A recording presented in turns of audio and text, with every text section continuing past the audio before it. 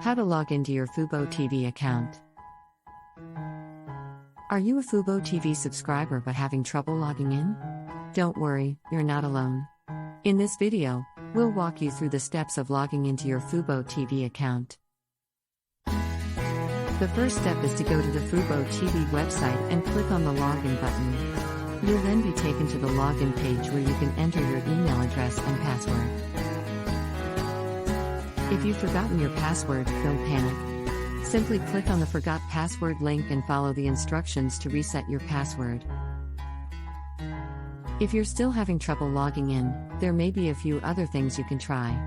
First, make sure you're entering your email address and password correctly. Double-check to ensure that there are no typos or spelling errors. If you're using the Fubo TV app, you might want to try logging out and then logging back in again. This can sometimes help to resolve any login issues you're experiencing.